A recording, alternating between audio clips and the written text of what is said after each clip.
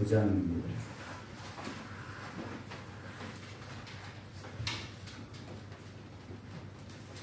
장소가 299장입니다.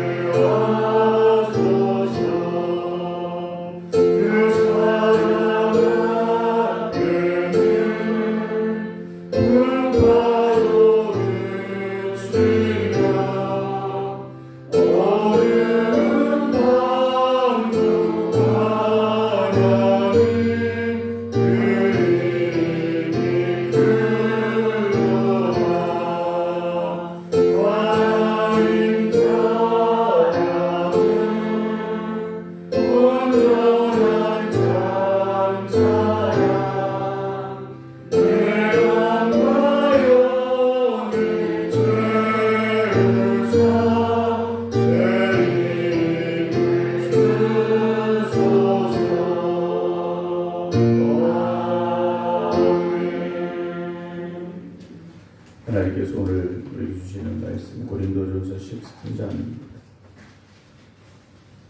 신약성경 279쪽입니다. 고린도전서 13장 1절부터 마지막 13절까지 말씀입니다. 내가 사람의 방언과 천사의 말을 할지라도 사랑이 없으면 소리나는 구리와 울리는 꽹과리가 되고, 내가 예언하는 능력이 있어 모든 비밀과 모든 지식을 알고 또 산을 옮길 만한 모든 믿음이 있을지라도 사랑이 없으면 내가 아무것도 아니요, 내가 내게 있는 모든 것으로 부지하고 또 내 몸을 불사르게 내줄지라도 사랑이 없으면 내게 아무 유익이 없느니라.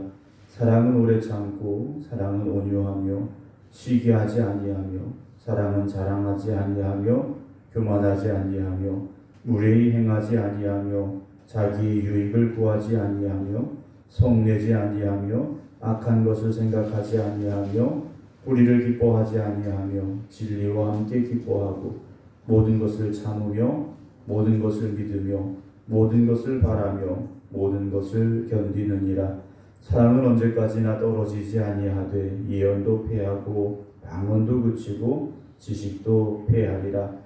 우리는 부분적으로 알고 부분적으로 예언하니 온전한 것이 올 때에는 부분적으로 하던 것이 패하리라. 내가 어렸을 때에는 말하는 것이 어린아이와 같고 깨닫는 것이 어린아이와 같고 생각하는 것이 어린아이와 같다가 장성한 사람이 되어서는 어린아이의 일을 버렸노라. 우리가 지금은 거울로 보는 것 같이 희미하나 그때에는 얼굴과 얼굴을 대하여 볼 것이요, 지금은 내가 부분적으로 하나 그때에는 주께서 나를 아신 것 같이 내가 온전히 알리라. 그런즉 믿음, 소망, 사랑 이 세 가지는 항상 있을 것인데 그 중에 제일은 사랑이라.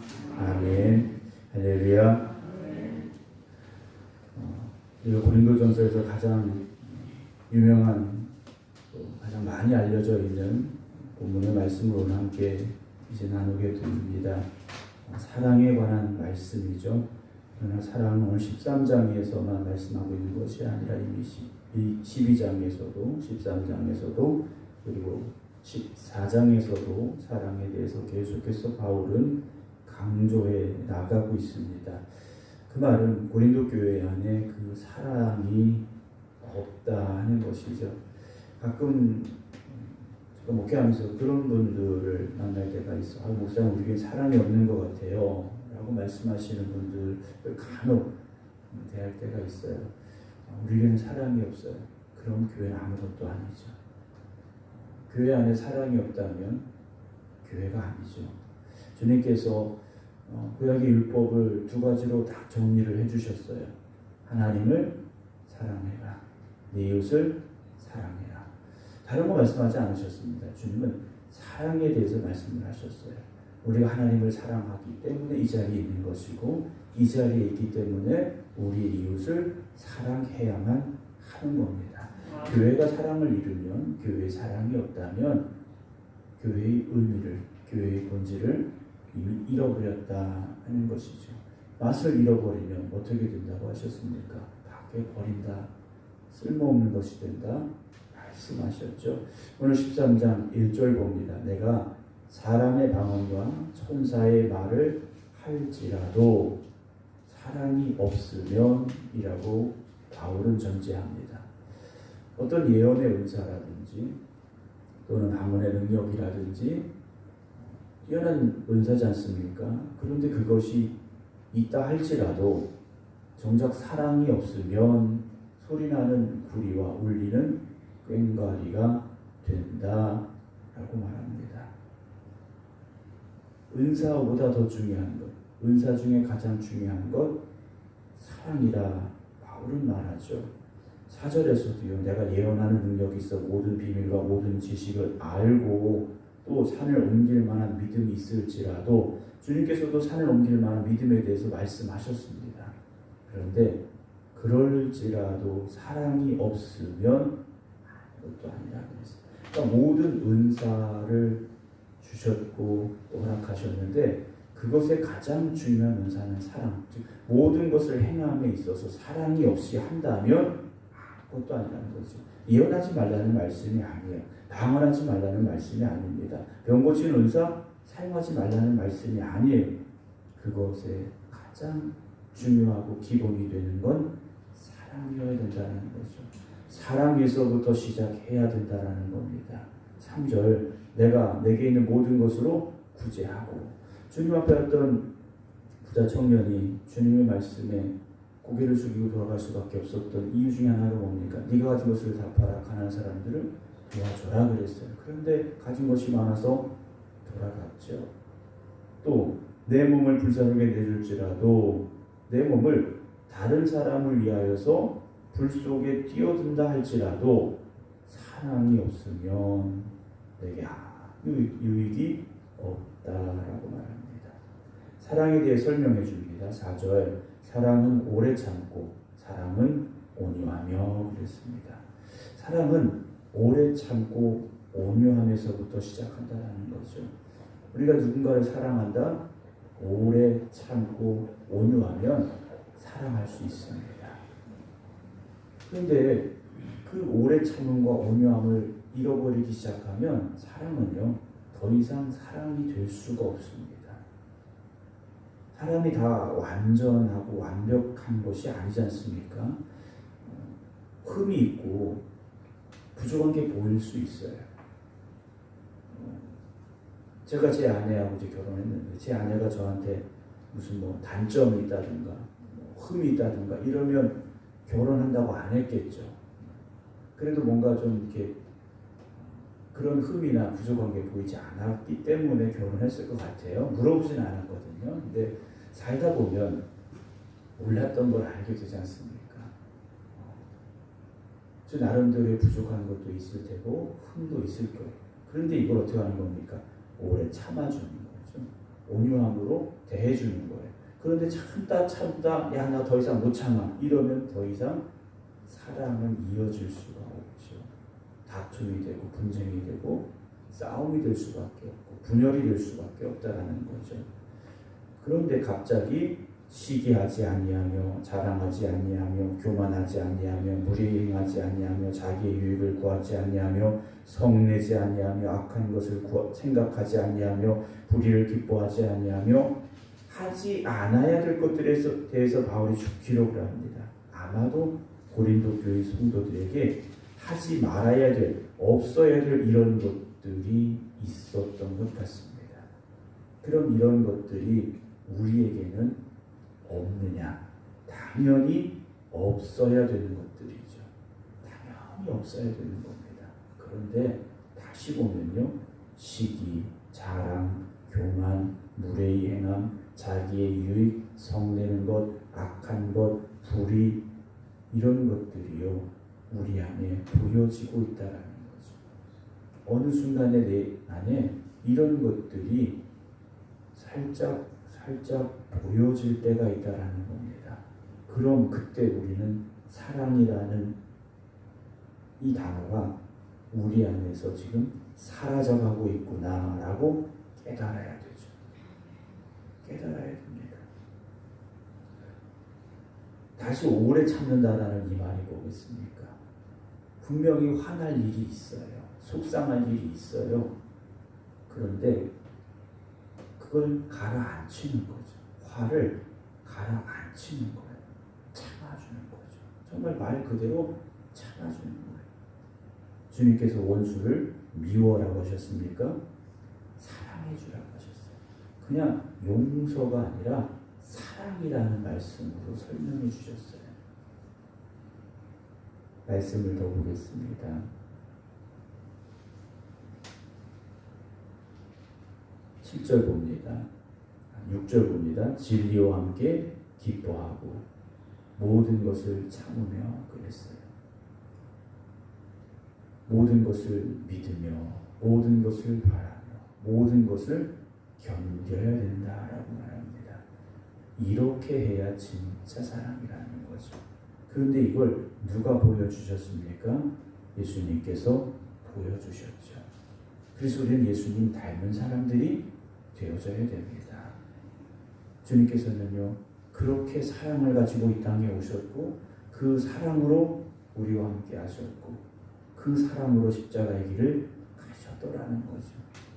오늘 우리가 주님 같은 사람이 되어지지 않는다면 그 사랑은 온전한 사랑이 되기 어렵습니다. 물론 저나 여러분들이 지금 완벽하게 예수님 닮은 사람인가? 그럴 수도 있지만 그렇지 못할 수도 있습니다. 목사인 저도요 그렇지 못할 수 있어요. 내 안에 있는 분노, 화, 감추어져 있던 것들이 튀어나올 수도 있다는 거죠. 그런데 날마다 우리가 어떻게 됩니까? 나는 죽어야 되죠. 옛사람은 죽어야 되는 거예요. 오늘 하루를 살면서도 혹시나 우리가 사랑에 합당하지 못한 것들이 있었다면 잠자리에 들면서 회개하면서 주님 오늘 내가 이런 일이 있었는데 내가 이런 사랑에 합당하지 못한 일들이 있었는데 오늘 내 그런 모습들이 죽어지게 하여 주시옵소서. 내일은 내가 주님의 사랑에도 합당한 사람으로 하루를 시작하게 해 주시옵소서. 기도해야 되는데 잠자리에 들어서 분노가 사라지지 않아요. 화가 가라앉지 않아요. 그래서는 안 된다라는 것이죠. 사랑은 언제까지나 떨어지지 아니하되 사랑은요 없어지지 않는다라는 거죠. 없어져서도 안 된다라는 거예요. 하나님께서 만드신 이 세상 안에 하나님의 성품인 그 사랑이 없어져서는 안 된다라는 거죠. 예언도 패하고 방언도 그치고 지식도 패하게 될 것이다. 우리는 부분적으로 알고 부분적으로 예언하는 것뿐이라 그랬습니다. 우리가 모든 것을 알 수 있는 게 아니죠. 우리가 모든 걸 알 수 있는 게 아닙니다. 목사로서 사실 가장 두려운 것이 무엇이냐면 하나님께서 주신 이 말씀을 전할 때, 성도들에게 설교할 때 하나님의 뜻으로 하나님의 마음으로 하나님이 주시고자 하는 것으로 전해야 되는데 혹시나 내 생각이 들어가게 되고 내 주장이 들어가게 된다면 나중에 주님 앞에 설 때 주님께서 무엇이라 하실까라는 두려움을 사실 늘 가지게 됩니다. 마찬가지겠죠. 우리가 살아가는 삶 속에서 주님 자녀로서 주님 하나님 나라 백성으로서 합당하게 살아야 되는데 그렇지 못했다면 주님 만나는 그날에 우리가 어떤 모습으로 주님을 만날 수 있을까 하는 마음이 우리에게 있어야 된다는 것이죠. 다 알 수 있는 것이 아니죠. 부분만 아는 겁니다. 예전에 얘기 중에 그런 얘기가 있었지 않습니까? 앞을 보지 못하는 분들이 코끼리를 만졌는데 다리만 만진 분, 코만 만진 분, 귀만 만진 분, 자기가 만진 것만 가지고 코끼리가 이렇더라 이 얘기를 했더라는 얘기가 있어요. 우리가 모든 걸 아는 게 아니죠. 그래서 교만해서도 안 되고 교만할 필요도 없고 또는 조금 모른다고 부끄러워할 필요도 없고 속상해할 필요도 없는 거죠. 주님 만나면 그때 다 해결이 되는 거지 않습니까? 온전한 것이 올 때에는 그랬어요. 하나님 나라, 그 나라가 올 때 부분적으로 하던 것이 다 없어질 수밖에 없죠. 바울이 말합니다. 11절에 내가 어렸을 때는 말하는 것이 어린아이와 같고 어렸을 때는 어린아이 같을 수밖에 없어요. 간혹 아이들 가운데 야, 너 지금 몇 살인데 그런 말을 하니?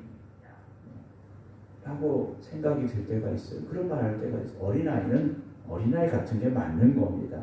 어린아이 같이 생각하고 어린아이 같이 행동하는 게 맞아요. 하지만 장성한 사람이 되어서는 어린아이의 일을 버려야 된다는 거죠.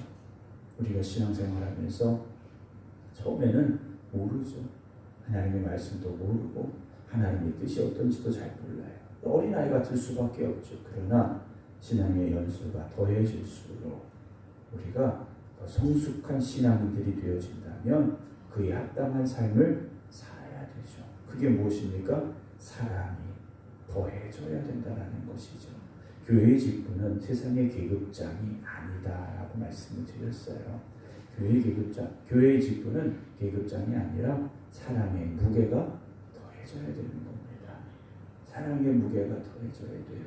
그래서 교회 안에 누가 왔을 때, 야, 이 교회는 방언도 하는구나, 예언도 많이 하는구나, 이런 은사에 대해서 이야기하는 것보다 이 교회는 사랑이 넘치는 교회구나 라는 이야기를 우리가 들을 수 있어야 되죠. 그래서 우리 권사님은요 기도 잘하셔요? 이게 아니라 우리 권사님은 사랑이 너무 많으세요.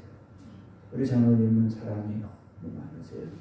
이런 이야기들이, 이런 고백들이 우리 교회 안에 있기를 주님의 이름으로 축원합니다. 어떤 분들은 그래요. 목사님 저는 성경도 잘 몰라요. 기도도 잘 못해요. 교회에서 뭐 하는지 잘 모르겠어요. 사랑의 열매가 맺어지면 되죠. 사랑의 열매가 맺어지면 됩니다. 그리고 모든 일을 행함에 있어서 사랑으로 해야 된다는 거죠. 12절 우리가 지금은 거울로 보는 것 같이 희미하나. 아니 거울로 보는데 왜 희미합니까? 2000년 전 거울은 지금 같은 유리 거울이 아니지 않습니까? 동이나 철을 두드려서 만든 거울이에요. 그러니 지금같이 선명하게 똑똑히 볼 수 있는 그런 거울과는 다르죠. 약간 희미하고 우울할 수 있습니다. 그래서 바울이 이렇게 말하는 거죠. 하지만 온전한 것이 올 때, 천국이 임할 때, 우리가 천국에 갈 때 그때는 얼굴과 얼굴을 대하여 볼 것이요 지금은 내가 부분적으로 하나 그때는 주께서 나를 아신 것 같이 내가 온전히 알리라. 그런즉 믿음, 소망, 사랑 이 세 가지는 항상 있을 것인데 성도들에게 있어서 방언의 은사 없을 수도 있어요. 예언의 은사 없을 수도 있어요. 다른 은사 다 없을 수도 있어요. 하지만 믿음과 소망과 사랑은 반드시 있어야 됩니다. 그리고 그 중에 제일은 사랑이라 바울은 우리에게 말씀해 주고 있습니다. 사랑하는 성도 여러분, 하나님의 가장 중요한 성품은 무엇이겠습니까? 사랑이죠. 그 사랑을 우리가 닮아가야 됩니다. 그리고 회복해야 되죠. 왜냐? 하나님의 형상대로 우리를 만드셨기 때문에 우리에게 주신 거예요. 그런데 내 생각이 들어가게 되고 내 욕심이 들어가게 되고 세상을 바라보고 하다 보니 사랑을 빼앗겼다는 거죠. 그 사랑을 다시 회복하시고 그 사랑의 은사를, 가장 중요한 은사를 아름답게 사용할 수 있는 저와 여러분들, 우리 생각교회가 되기를 주님의 이름으로 축원합니다. 기도하겠습니다. 참 좋으신 하나님, 그 크신 은혜와 사랑을 우리에게 주셔서 우리가 세상 가운데서 방황하지 아니하고 하나님의 은혜 가운데 이 성전에서 하나님을 찬양하며 하나님의 영광을 위해 살게 하시니 감사합니다. 그런 우리가 하나님의 마음을 깨달아 알아 하나님의 그 사랑을 우리 마음에 가지고 그 사랑의 열매를 맺어갈 수 있는 삶이 되게 하여 주시옵소서. 오늘 사도 바울은 고린도 교회를 향하여 사랑에 대해서 다시 한번 써내려가고 있습니다. 그들에게 여러 이런저런 은사들이 많이 있었는데 사랑이 없어져 버린 은사였습니다. 사랑이 사라져 버린 교회였습니다. 오늘 우리가 깨닫게 하여 주시어서 우리 안에 그 사랑이 회복되게 하여 주시옵소서. 이 성전에 하나님의 그 사랑의 열매가 우리를 통하여 맺어지게 하여 주시옵소서. 오늘도 그 사랑의 열매를 맺어가는 삶이 되기를 원합니다. 오늘 주신 말씀대로 살아가는 저희들 되게 하여 주시옵소서. 어린아이가 될 때는 어린아이가 될 수밖에 없었지만 이제 장성한 믿음으로 살아가는 저희들이 되게 하여 주시어서 성숙한 믿음으로 주님이 말씀하신 그 사랑의 열매를 맺어가는 저희들 되게 하여 주시옵소서. 이제는 우리 주 예수 그리스도의 은혜와 아버지 하나님의 극진하신 사랑하심과 성령님의 감동 감화 역사하심이 오늘도 주신 말씀 따라서 사랑의 열매를 맺어가겠습니다. 기도드리는 모든 성도들 위해 이제부터 영원토록 함께 하시기를 간절히 축원하옵나이다.